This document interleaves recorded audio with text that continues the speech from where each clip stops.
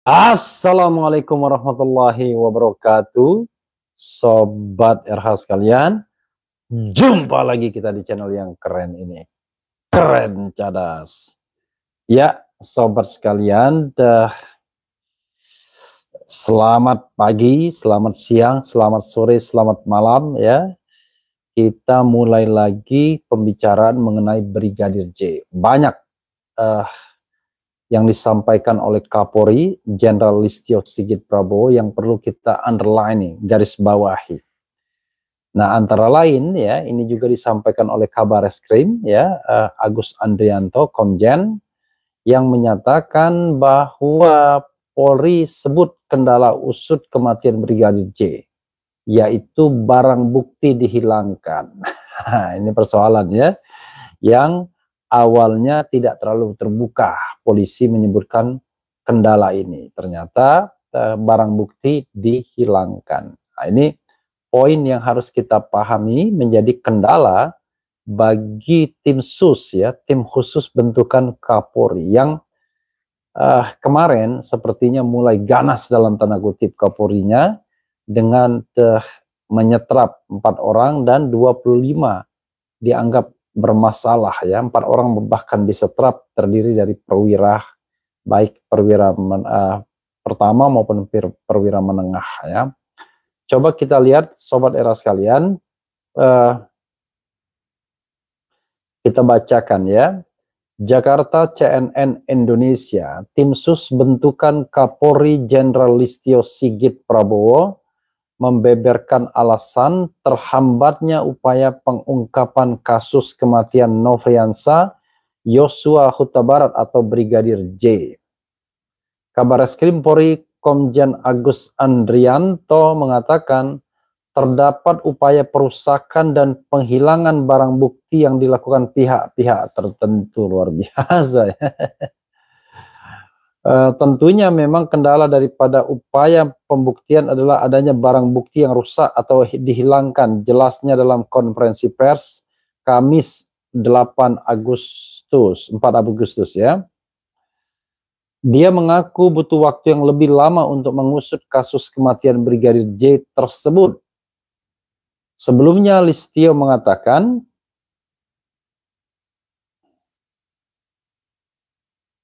Inspektorat Khusus Irsus telah memeriksa 25 personel Polri terkait dugaan tidak profesional dalam menangani kasus kematian Brigadir J. 25 personel itu antara lain 3 Jenderal Bintang 1, 5 Kombes, 3 AKBP, 2 Kompol, 7 Perwira Pertama, serta Bintara dan Tamtama sebanyak 5 personel. Oleh karena itu, terhadap 25 personel yang saat ini telah dilakukan pemeriksaan, kita akan menjalankan proses pemeriksaan terkait dengan pelanggaran kode etik, tutur Listio. Listio menyebut jika dalam pemeriksaan ditemukan ada unsur pidana, maka proses hukum akan dilakukan terhadap yang bersangkutan. Dan tentunya apabila ditemukan adanya peristiwa pidana, kita juga akan memproses pidana yang dimaksud, ucap Listio. Diketahui polisi telah menetapkan Baradae sebagai tersangka kasus pembunuhan terhadap Brigadir J yang terjadi di rumah Irjen Verdi Sambo. Dalam kasus ini Baradae dijerat dengan pasal 338 Jungto pasal 55 ayat 1 ke 1 KUHP, Jungto pasal 56 KUHP. Oke, Sobat Ara sekalian, menarik ya apa yang disampaikan oleh Agus Andrianto, bahwa kendalanya itu adalah adanya barang bukti yang rusak atau mau dihilangkan oleh pihak tertentu. The question is, pertanyaannya adalah, mudahnya adalah, siapa pihak yang berkepentingan untuk menghilangkan barang bukti atau merusak barang bukti? Nah, this is the common question. Tentu mereka yang terlibat. Kalau mereka yang terlibat, ya, maka rasanya tidak mungkin Baradae saja yang berkepentingan menghilangkan atau merusak barang bukti. Karena Baradae adalah seorang bawahan, pangkat paling rendah. Tidak mungkin dia punya keberanian untuk menghilangkan barang bukti, apalagi kalau itu kaitannya dengan barang bukti yang jumlahnya masif dan signifikan. Dan sangat penting, serta rasanya tidak mungkin dikuasai atau dirusak oleh seorang baradae seorang misalnya. Nah ini tentu mengarahkan kita kepada dugaan-dugaan. Ada orang di atas baradae yang berkepentingan untuk menghilangkan barang bukti tersebut. Sebagai contoh misalnya ya, yang kita tidak tahu dan kita tidak paham, adakah di tim sus itu atau di Bareskrim. Satu, barang bukti berupa baju yang dikenakan oleh Brigadir J pada saat menjemput kematian. Kalau misalnya dia kena tembak, maka bajunya tentu bolong. Kalau dia kena sayatan atau kena benda tumpul, maka bajunya akan terlihat. Nah, baju sampai sekarang kita tidak pernah tahu di mana. Ada yang mengatakan sudah dikuasai, tapi kita tidak pernah melihat barangnya. Itu satu.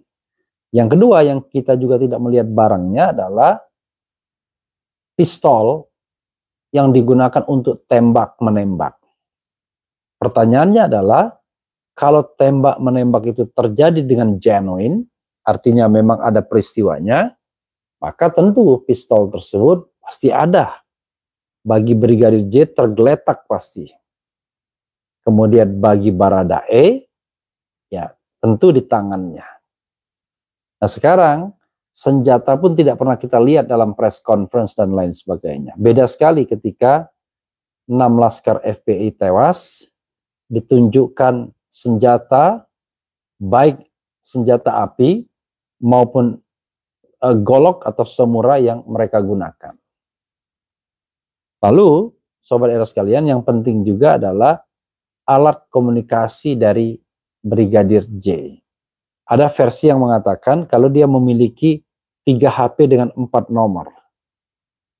Ini juga menjelaskan ya, yang terasanya tidak masuk akal ketika dia berpesan tanggal atau jam 10 tanggal 8 tersebut agar dia tidak diganggu selama perjalanan selama 7 jam. Karena dia akan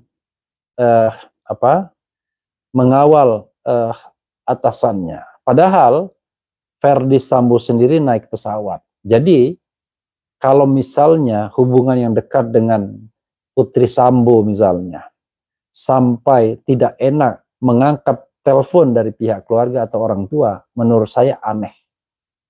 Karena itu komunikasi atau alat komunikasi itu juga harus dikuasai dan bisa menggambarkan apa yang dilakukan oleh Brigadir J dalam hari-hari menjelang kematiannya.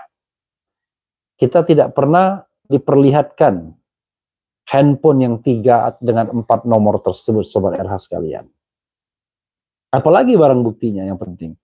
Misalnya lagi proyektil, selongsong peluru, darah, ya, dan lain sebagainya, dan lain sebagainya.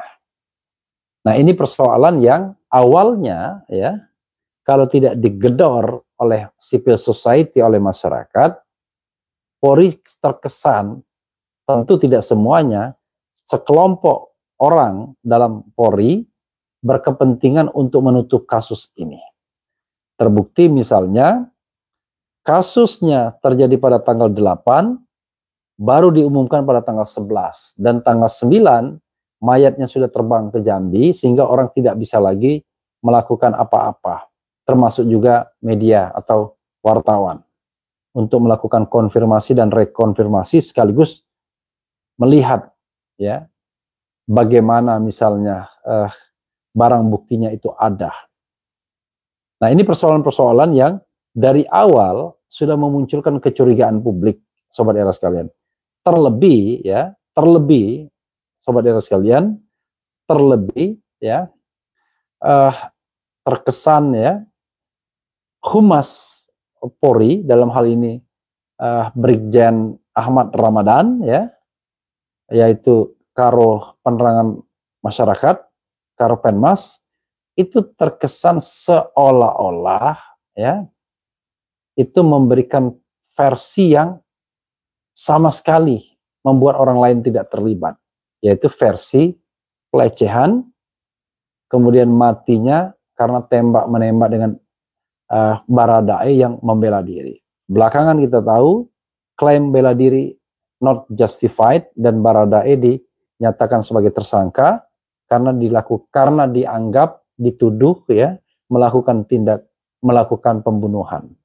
Walaupun Brigadir J pihaknya dalam hal ini pengacaranya protes. Kenapa? Karena mereka melaporkan pembunuhan berencana, bukan hanya sekadar pembunuhan saja. Karena kalau pembunuhan berencana berarti direncanakan, dan kalau direncanakan biasanya ada teman, bahkan ada perintah untuk merencanakannya. Lagi pula sobat era sekalian, kalau pembunuhan berencana hanya Baradae saja yang menjadi tersangka misalnya, maka tidak sangat penting. Karena kita akan bertanya apa motivasi atau motif dari Baradae untuk menghabiskan Brigadir J. Apakah dia punya dendam pribadi yang harus dituntaskan dengan membunuh misalnya? Nah ini kan juga pertanyaan. Tapi kalau dia diperintahkan, apalagi dia menduduki hierarki pangkat terendah dalam dalam kaitan dengan orang-orang yang membantu atau menjadi ajudan Verdi Sambo, maka wajar saja kalau dia kemudian diperintahkan untuk membuat alibi sehingga orang-orang yang perlu dilindungi tidak terlibat. Jadi sobat era sekalian, kita puji Kapolri yang sudah membuat kemajuan luar biasa dengan memutasi, mencopot 1 irjen, 3 brigjen dari jabatannya, dan menyetrap dalam tanda kutip 4 perwira pertama dan menengah yang dianggap menghalang-halangi proses untuk adanya keadilan dalam kasus ini. Nah, nanti sobat era sekalian, seandainya mereka terbukti tidak hanya pelanggaran etik tapi juga pidana berupa obstruction of justice, maka Polri jangan segan-segan untuk menindak anggotanya, bahkan mempidanakan anggota yang melakukan kesalahan tersebut. Seperti kata Napoleon Bonaparte, sudahlah, kalian tidak bisa menghindar, ngaku saja, kira-kira begitu. Ya, sahabat era sekalian, tetap dengan menjunjung azas praduga tak bersalah, kita akan ikutin terus perkembangan yang terkait dengan peristiwa pembunuhan atau peristiwa penembakan atau peristiwa tembak-menembak Joshua ini atau Brigadir Joshua ini atau Brigadir J ini. Mudah-mudahan dalam jangka waktu dekat kita akan mendapatkan perkembangan-perkembangan signifikan yang menyangkut tidak hanya aktor di lapangan, tapi mudah-mudahan juga aktor intelektualnya. Karena banyak yang berkeyakinan tidak mungkin rasanya Baradae yang menjadi aktor intelektual sekaligus pelaku di lapangan. Must be somebody else. Siapa dia? Kita tetap menghargai azas praduga tak bersalah, walaupun dalam benak atau imajinasi kita sudah sebut beberapa nama atau nama-nama. Tapi biarlah itu berada dalam ruang imajinasi kita sampai menunggu nanti kerja dari tim khusus ini untuk mencari keadilan yang seadil-adilnya, kebenaran yang sebenar-benarnya, dan disampaikan dengan sejujur-jujurnya. Mudah-mudahan kepercayaan publik pulih atau bergerak, recovery. Nanti kita akan polling kembali apakah publik sekarang jauh lebih percaya dengan Kapolri ketimbang sebelumnya. Kita akan lihat nanti. Wassalamualaikum warahmatullahi wabarakatuh. Ciao.